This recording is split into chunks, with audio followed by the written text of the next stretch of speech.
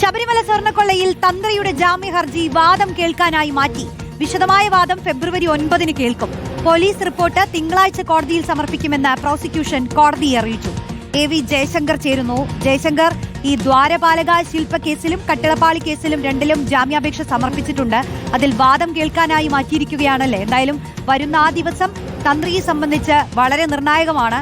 SITയുടെ കണ്ടെത്തൽ അത് പ്രധാനപ്പെട്ടതാണ്. കാരണം ഈ പോറ്റിയുമായി അടുത്ത ബന്ധമുണ്ടെന്നും ഗൂഢാലോചനയിലടക്കം തന്ത്രിക്ക് പങ്കുണ്ടെന്നുമാണ് SITയുടെ കണ്ടെത്തൽ.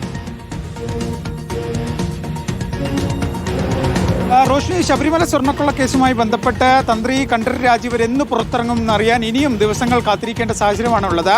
ഇന്ന് കേസ് പരിഗണിച്ച കോടതി പോലീസ് റിപ്പോർട്ട് വരട്ടെ, അതിനുശേഷം നമുക്ക് ഈ കേസുമായി ഇല്ലെങ്കിൽ ഈ കേസിന്റെ ജാമ്യാപേക്ഷയിൽ ഒരു തീരുമാനമെടുക്കാമെന്നാണ് കോടതി പറഞ്ഞത്. പ്രതിഭാഗം ഇതിനെ എതിർത്തു. കാരണം തന്ത്രിക്ക് ആരോഗ്യ പ്രശ്നങ്ങളുണ്ട്. ഒപ്പം തന്നെ ഈ ഒരു ഗൂഢാലോചനയിൽ നിന്നും തന്ത്രിക്ക് ഒരു തരത്തിലുള്ള പങ്കുമില്ല, അദ്ദേഹത്തെ ഇതിൽ ഇരയാക്കിയതാണെന്നൊരു വാദം പ്രതിഭാഗം കോടതിയിൽ ഉന്നയിച്ചു. പക്ഷേ അതൊക്കെ തള്ളിക്കൊണ്ടാണ് കോടതി പോലീസ് റിപ്പോർട്ട് വരട്ടെ, അതിനുശേഷം പരിഗണിക്കാമെന്നൊരു നിലപാടിലേക്ക് എത്തിയത്. പോലീസ് എന്തായാലും അല്ലെങ്കിൽ SIT എന്തായാലും തിങ്കളാഴ്ച തന്നെ ഇതുമായി ബന്ധപ്പെട്ട റിപ്പോർട്ട് കോടതിയിൽ നൽകും. ഈ റിപ്പോർട്ട് പൂർണ്ണമായും തന്ത്രിയുടെ ജാമ്യാപേക്ഷയെ എതിർക്കുന്ന, തന്ത്രിക്ക് ഈ ഘട്ടത്തിൽ ജാമ്യം നൽകരുതെന്നൊരു നിലപാട് പറയുന്ന റിപ്പോർട്ടായിരിക്കും കോടതിയിൽ നൽകുക എന്ന കാര്യത്തിൽ ഒരു സംശയവുമില്ല.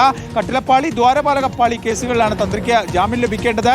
മറ്റ് പ്രതികളൊക്കെ തന്നെ സ്വാഭാവിക ജാമ്യം 90 ദിവസം പൂർത്തിയാവുന്നതോടെ ലഭിച്ച് പുറത്തിറങ്ങുന്നുണ്ട്. പക്ഷേ തന്ത്രിയുടെ അറസ്റ്റ് ഏറ്റവും ഒടുവിൽ നടന്ന അറസ്റ്റാണ്. അതുകൊണ്ട് തന്നെ തന്ത്രിക്ക് 90 ദിവസമാകാൻ ഇനിയും മാസങ്ങളെടുക്കും. അതുകൊണ്ട് തന്നെ തൽക്കാലം തന്ത്രി ജയിലിൽ കിടക്കേണ്ട സാഹചര്യം തന്നെയാണ് നിലവിലുള്ളത്. ഈ ജാമ്യാപേക്ഷ വരുമ്പോൾ സ്വാഭാവികമായും SIT അതിനെ എതിർക്കും. അങ്ങനെ ഒരു എതിർപ്പ് വന്നാൽ കോടതി ജാമ്യം എന്ന സാധ്യതയിലേക്ക് കടന്നേക്കില്ല. അതുകൊണ്ട് തന്നെ തന്ത്രി എന്ന് പുറത്തിറക്കുന്ന കാര്യത്തിൽ ഇപ്പോഴും അനിശ്ചിതത്വം തുടരുകയാണ്. പക്ഷേ വിശദമായ വാദം 9-ാം തീയതി കോടതിക്കുള്ളിൽ ഈ തന്ത്രിയുടെ ജാമ്യാപേക്ഷയുമായി ബന്ധപ്പെട്ട് ഉണ്ടാകും. റോഷ്നി, 9-ാം തീയതി എന്ത് സംഭവിക്കുമെന്ന് നമുക്ക് കാത്തിരിക്കാം. തന്ത്രിയുടെ ജാമ്യ ഹർജി വാദം കേൾക്കാനായി മാറ്റിയിരിക്കുകയാണ്.